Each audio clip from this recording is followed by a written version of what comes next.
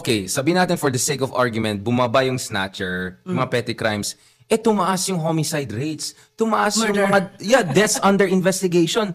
Paano masabi na mas safe ang isang komunidad kung may 10,000 kang patay, pero mas kumunti lang yung snatchers mo? Para medyo... Petty crimes. Yeah, di ba? Dapat yung pinakamalaking crime ay homicide. Yung may mga namamatay under suspicious circumstances. Uy, pero alam mo ba? Alam mo ba? Pero si General Torre, di ba at the time nandun siya sa Davao City, chinek niya yung records doon sa Davao, yung mga blatter, mukhang nililinis. Remember that? Right. Dinodoktor. So, ibig sabihin, ibig sabihin, nakita ni General Torre, teka lang, hindi nyo lahat nangyayari, yung lahat na nangyayari dyan, hindi nyo nilalagay. So, lumalabas tuloy, mukhang ang linis-linis. So, airbrushed yan. Na-photoshop nila yung numbers nila sa Davao.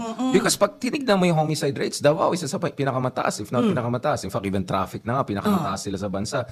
So, ang sinasabi natin basically dito is, hindi lang intrigero, hindi lang istorya, medyo budol.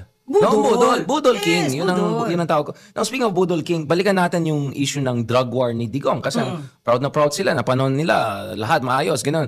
Sabi na, 3 to 6 months. Wala na mga kriminal. Wala na mga drugista.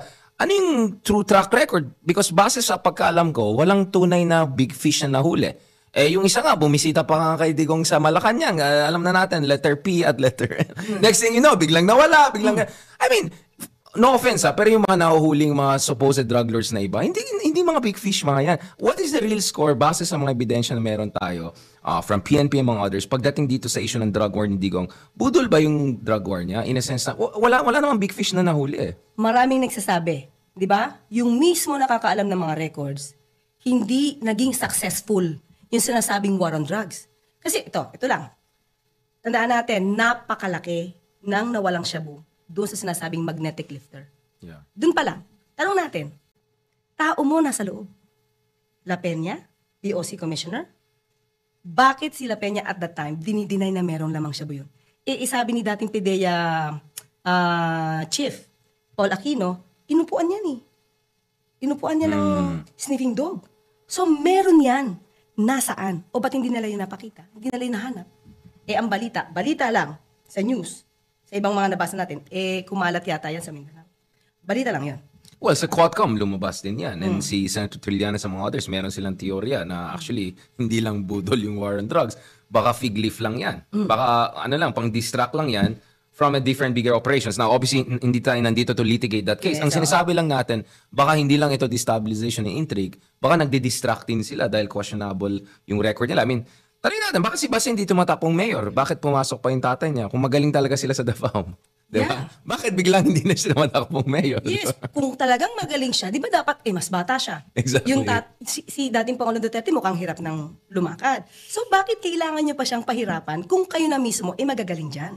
Exactly. So, yung palang alam natin may mga kulang. Now, so ano yung pagkakaiba ng kasalukuyan na administrasyon pagdating dito sa issue ng war on drugs? Dahil tuloy naman yung war on drugs, except iba yung methodology at paraan. What's the difference? Okay, sa nababalitaan and gaano ka-effective base sa alam natin? Sa nababalitaan natin, maraming nahuhuli. Yung pumapasok dito ng mga droga, maraming nahuhuli. At yan naman nasa records din. Siguro ang difference nga ito, walang dugo na dumadanak. Sa paghuhuli or kahit sinasabi natin war on drugs, walang dugo na dumadanak. Unlike before, meron pronouncement at inamin din ni dating Pangulong Duterte na ini-encourage niya pa. Ino-order niya yung police. Sabihin dun sa mga suspect. Suspect pa lang to nahuli. Encourage them to fight. Anong reason? Para nanlaban, no? Yeah. Pag in-encourage mo yan to fight, yung self-defense, kunwari ng mga police, ma-justify. Yun yung reason doon. Kaya encourage them to fight. The problem is, inaamin niya yung mga strategies niya. Labag sa batas yun. Imagine mo, pag police ka, nahuli mo, pusasan mo, ikulong mo, patrial. Dapat may due process. Sa panahon ni dating Pangulong Duterte, as compared today, walang due process, no? Pag ikaw ay pinagbintangan, suspect ka pa lang, wala pa talagang ebidensya, wala. Kill na agad. Yun yung pagkakaiba. And sa tingin niyo mahalaga yung mga hearings, yung mga investigations na nangyari? Obviously, separation of powers, executive, iba yan sa legislative. Pero bilang isang attorney, bilang isang officer of the court in the past, or at least. Sa tingin nyo, mahalaga itong mga hearings na nakikita natin kasi kailangan natin pag-usapan yan in the context also of the Sara impeachment. Dahil doon sa Quadcom hearings, hindi lang lumabas yung mga alleged anomalies or anomalous activities sa ilalim ng pamumuno ni Sara Duterte sa Department of Education. Lumabas din yung mga allegedly, yung baho, yung mga anomalies, if not, really violent practices under the whole Duterte family. Kumbaga yung franchise nila, di ba? Again, I know you're speaking for the Malacanang, iba yung Quadcom, pero ano yung basa niyo on those hearings? As a lawyer. As a lawyer. As a lawyer. Hindi siguro malalaman din ng taong bayan kung hindi nagkaroon ng Quadcom hearing. Kung hindi nagkaroon ng hearing ang Committee on Good Government. Okay? Kailangan din ito malaman natin kung tinatago ito, especially the confidential funds. At the time of former President Duterte, minanggit ba niya yung tungkol sa confidential funds? Hindi daw nga siya magre-report dahil confidential yan, in nature. Pero may guidelines, Richard. Yeah. Dapat yung sundin to. Hindi pwedeng sabihin na, confidential to Hindi namin pwedeng sabihin sa inyo. That's wrong.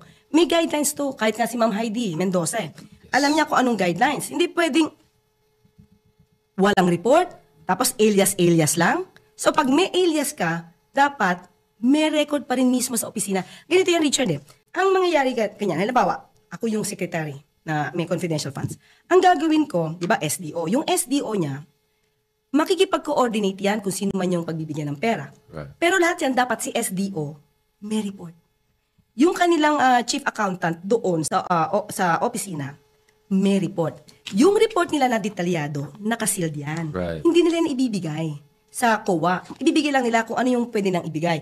Kapag ka na AOM or na red flag, parang gano'n, oy, teka lang, bakit ganito to?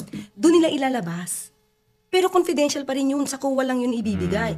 So ngayon dito, lumalabas, yung mga ebidensya nila, mukhang wala. Bakit? Sabi ni SDO, Gina Acosta, di niya alam.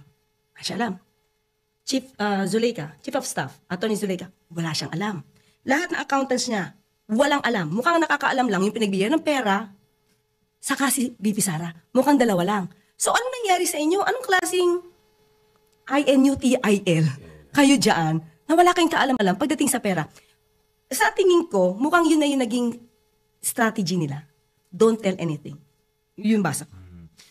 Sa bagong Pilipinas, ang pagbabago ay nagsisimula sa pamahalaan.